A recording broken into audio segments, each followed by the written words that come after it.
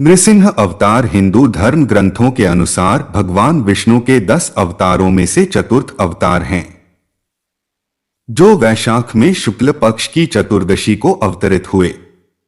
पृथ्वी के उद्धार के समय भगवान ने वराह अवतार धारण करके हिरण्याक्ष का वध किया। उसका बड़ा भाई हिरण्यकशिपु बड़ा रुष्ट हुआ। उसने अजेय होने का संकल्प किया। सहस्त्रों वर्ष बिना जल के वह सर्वथा स्थिर तप करता रहा। ब्रह्मा जी संतुष्ट हुए। दैत्य को वरदान मिला। उसने स्वर्ग पर अधिकार कर लिया। लोकपालों को मार भगा दिया। स्वत संपूर्ण लोकों का अधिपति हो गया।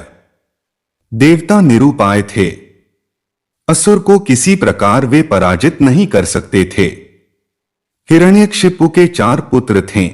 एक दिन सहज ही अपने चारों पुत्रों में सबसे छोटे प्रहलाद से पूछा, बेटा तुझे क्या अच्छा लगता है? प्रहलाद ने कहा, इन मिथ्या भोगों को छोड़कर वन में श्री हरि का भजन करना। ये सुनकर हिरण्यकशिपु बहुत क्रोधित हो गया। उसने कहा, इसे मार डालो, यह मेरे शत्रु का पक्षपाती है। असुरों ने आघात किया। भल्लफलक मुड़ गए, खड़ग टूट गया, त्रिशूल टेढ़े हो गए, पर वह कोमल शिशु अक्षत रहा। दैत्य चौंका। प्रहलाद को विष दिया गया, पर वह जैसे अमृत हो। सर्प छोड़े गए उनके पास और वे फण उठाकर झूमने लगे। मत्त गजराज ने उठाकर उन्हें मस्तक पर रख लिया। पर्वत से नीचे फेंकने पर वे ऐसे उठ खड़े हुए जैसे शैया से उठे हों। समुद्र में पाषाण बांधकर डुबाने पर 2 क्षण पश्चात ऊपर आ गए। घोर चिता में उनको लपटे शीतल प्रतीत हुई। गुरुपुत्रों ने मंत्रबल से कृत्या राक्षसी उन्हें मारने के लिए उत्पन्न की, तो वह गुरुपुत्रों को ही प्राणहीन कर गई।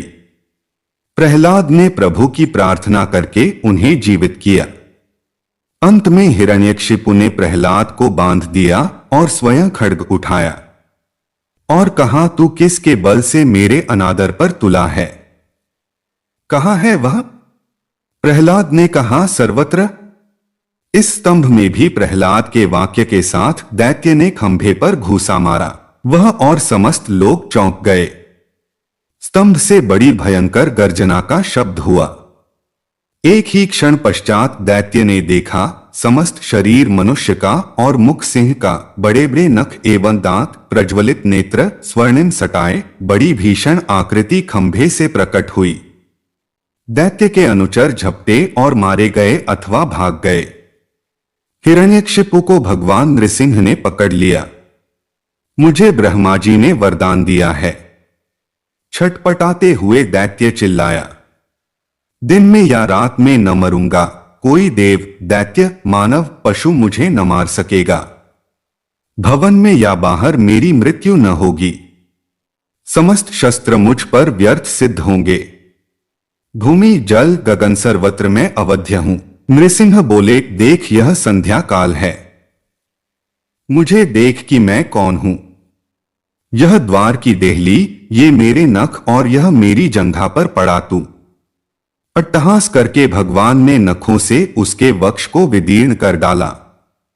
वह उग्ररूप देखकर देवता डर गए। ब्रह्मा जी अवसन्न हो गए।